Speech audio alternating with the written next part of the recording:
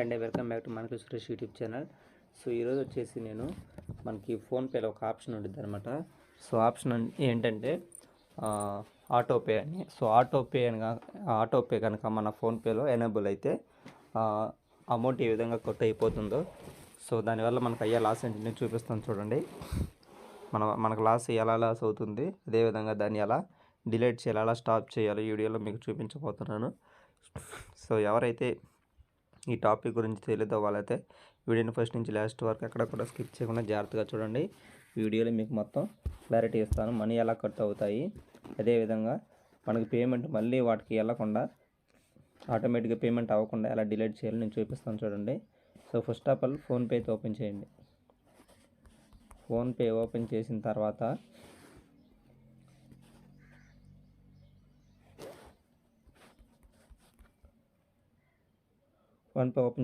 టాప్లో మీ ప్రొఫైల్ ఉంది చూడండి, లెఫ్ట్ సైడ్.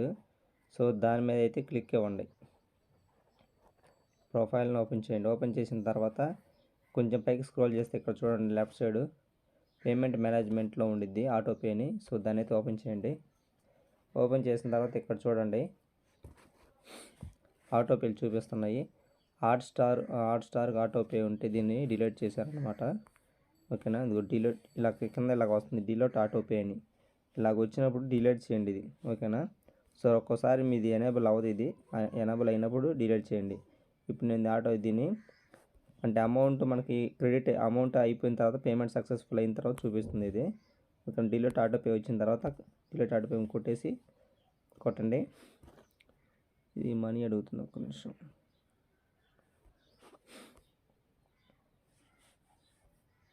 ఇక్కడ ఒకసారి చూడండి, last autopay debit made in 27th December 2023 అంటే ఏంటంటే 2023 27వ తారీఖు పేమెంట్ అయ్యిందంట. ఇది మళ్ళీ మనము ఈ పేమెంట్ చేసుకొని డిలీట్ కొడుతుంటే అడుగుతుంది చూడండి, are you sure want delete autopay అంటే మనం ఈ అమౌంట్ మిగతాది కూడా 149 మళ్ళీ అంటే రెన్యువల్ చేసుకున్న తర్వాత డిలీట్ చేసుకోవడానికి అవకాశం చూపిస్తుంది. ఓకేనా, సో ఈసారి అయితే చూడండి, ఈసారి ఆటోమేటిక్ రెన్యువల్ అవుతుంది అనమాట. అయినప్పుడు అప్పుడు అనేది మన డిలీట్ అవుతుంది ఇది. సో ప్రస్తుతానికి వేరే చూపిస్తాను చూడండి. నేను కరెంట్ బిల్ ఇది మనం డిలీట్ చేసాను చూడండి. వేరే వాళ్ళు అంతకుముందు కరెంట్ బిల్లు కడుతుంటే వాళ్ళు ఆటోమేటిక్గా నా దాంట్లో కట్టడం జరిగింది. ఒక్కొక్కరి 2 months అలా కట్టడం జరిగింది. ఓకేనా, కొంచెం ఆటోపే హ్యాస్ బీన్ క్యాన్సిల్ అనమాట. ఇక్కడ ఇందాక చూపించాను కదా, దీంట్లో ఇలా చూపించాను కదా హాట్స్టార్ డిలీట్ ఉంది నా డిలీట్ ఆటోపేని. సో ఇలాగే డిలీట్ ఆటోపే మీద క్లిక్ ఇచ్చి డిలీట్ చేశాను అనమాట.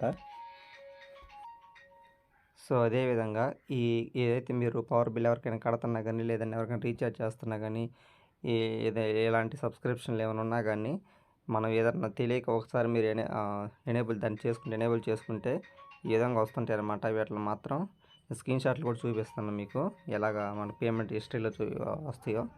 ఓకేనా, కింద ఆటోపే డిలీట్ అని కొడితే పోయిద్ది అనమాట. ఇది చూడండి ఎలాగ ఉన్నాయో. వీటిని రిమూవ్ కొడితే ఇది కూడా లేకుండా పోయిద్ది అనమాట. ఓకేనా, రిమూవ్ చేసేస్తే ఇది కూడా లేకుండా పోతాయి. ఓకేనా, ఇలాగ ఉంచండి. ఈసారి డిలీట్ చేస్తాను నేను మీకు. హిస్టరీలో చూపిస్తాను చూడండి. ఇక్కడ చూడండి, electricity bill paid autopay debited from 204 204 రూపాయలు. ఇది ఒక నెంబరు, ఎలక్ట్రిసిటీ బిల్ నెంబరు. ఇదొకటి 387 లాస్ట్ 160 రూపాయలు కట్టాను డెబిటెడ్ ఫ్రమ్. ఓకేనా, అదేవిధంగా మీకు ఇంకా క్లారిటీగా తెలియాలంటే ఎవరెవరు కట్టేని మొత్తం దేనికని ఎలక్ట్రిసిటీ బిల్ ఓపెన్ చేస్తే దీనికి సంబంధించి ఇదిగో ఇక్కడ 3 dots ఉన్నాయి రైట్ సైడ్, VST చూడండి. ఇక్కడ చూడండి ఎన్ని కట్టారంటే చూపిస్తున్నాయి. ఇదేందో తెలుసా, 1000 రూపాయలు ఆల్రెడీ నేను ఆ రోజు పే చేసిన గూగుల్ పే నుంచి కొట్టాను. గూగుల్ పే నుంచి కొట్టినా కానీ అయ్యింది, సక్సెస్ అయ్యింది. అయినా కానీ ఫోన్పేలో నుంచి డెబిట్ అయినట్టు చూపిస్తుంది. ఇంకోటి ఇక్కడ ఏంటంటే మళ్ళీ చూడండి, ఇవి 2 వాళ్ళ అమౌంట్ ఇవ్వలేదు కన్నా దాంట్లో కట్టేని.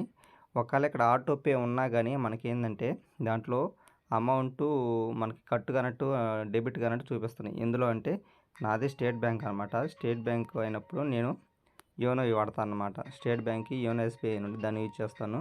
సో దాంట్లోకి వెళ్ళేసి ఆ పర్టికులర్ డేట్ ఏదైతే ఉందో మనకి మనీ ఇక్కడ డెబిట్ అయింది మనకు చూపిస్తుంది కదా ఇక్కడ ఆటోపే అని. సో ఆటోపే కరెక్ట్గా ఏ డేట్ ఉందో ఆ డేట్ సెలెక్ట్ చేసుకోవాలి దీంట్లోకి వెళ్ళి. నేను చూపిస్తాను చూడండి ఇప్పుడు మీకు.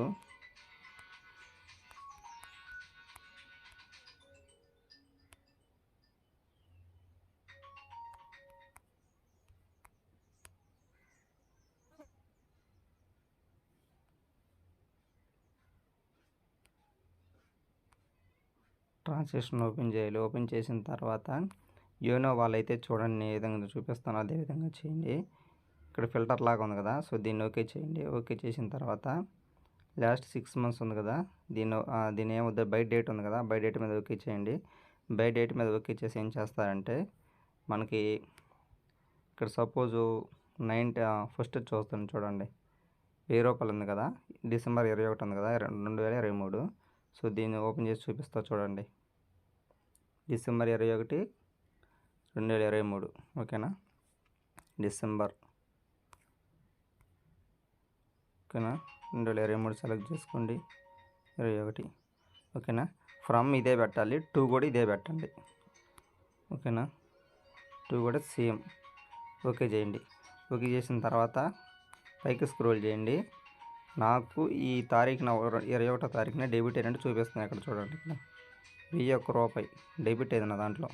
కానీ గూగుల్ పేలో కట్టినట్టు సక్సెస్ఫుల్ అయినట్టు గూగుల్ పేలో ఉంది, అయినా కానీ ఇందులో కట్ అయిపోయినాయి అనమాట ఓకేనా.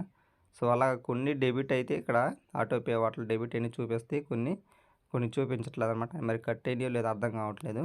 సో ఈ విధంగా ఆటోపే కానీ మీకు తెలియ పిల్లలు కానీ ఎవరైనా ఓపెన్ చేసి ఉంటే మీరు ఎవరికైతే ఇంతకుముందు ఎలక్ట్రిసిటీ బిల్ కానీ లేదంటే రీఛార్జీలు కానీ లేదంటే టీవీ బిల్ రీఛార్జెస్ కానీ ఏదైనా చేసినప్పుడు మాత్రం ఈ ఆటోమేటిక్గా ఇట్లయితే మనీ అయితే కట్ అవ్వడం జరుగుతుంది. సో మీరైతే కొంచెం వీటి పట్ల జాగ్రత్తగా ఉండండి. లేదంటే నాదైతే అమౌంట్ చాలా కట్ అయిందనమాట, 2-3 వేల దాకా. అర్థమవుతుందా, 2-3 వేల దాకా కట్ అయినాయి అన్నమాట. సో వాళ్ళైతే ఇప్పుడు మేము ఆల్రెడీ పే చేసాము అని చెప్పి అంటున్నారు, వాళ్ళైతే మనీ ఇచ్చే పరిస్థితిలో లేరు. సో ఈ విధంగా మీరేంటంటే అనవసరంగా ఆటోపే మాత్రం ఓపెన్ చేయొద్దు. మీ పిల్లలకి ఇచ్చినప్పుడు కూడా ఫోన్పే లాగులు పెట్టుకోండి. ఇలాగ అది మాత్రం ఆన్ అయితే మనకి చాలా ప్రాబ్లమ్స్ ఫేస్ చేయాల్సి వస్తుంది. సో నేనైతే ఫస్ట్ అయితే అర్థం కాక ఎలా డిలీట్ చేయాలో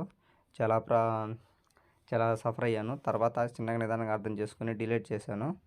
ఇక్కడ చూపిస్తాను చూడండి. ఇలాగ ఓపెన్ చేయండి, దీన్ని ఇలాగ వచ్చింది కదా, దీన్ని ఇలాగ ఓపెన్ చేయండి. హిస్టరీలోకి వెళ్ళిన తర్వాత దీన్ని ఇలా ఓపెన్ చేయండి. ఓపెన్ చేసిన తర్వాత ఎలా డిలీట్ చేయాలంటే మేనేజ్ ఆటోపే ఉంది కదా, దీన్ని ఓపెన్ చేయండి. ఓపెన్ చేసిన తర్వాత ఇది ఆల్రెడీ నేను డిలీట్ చేసే కాబట్టి ఎలా వచ్చింది, లేదంటే ఇక్కడ కింద డిలీట్ ఉండిద్ది, దాన్ని డిలీట్ చేయండి ఓకేనా.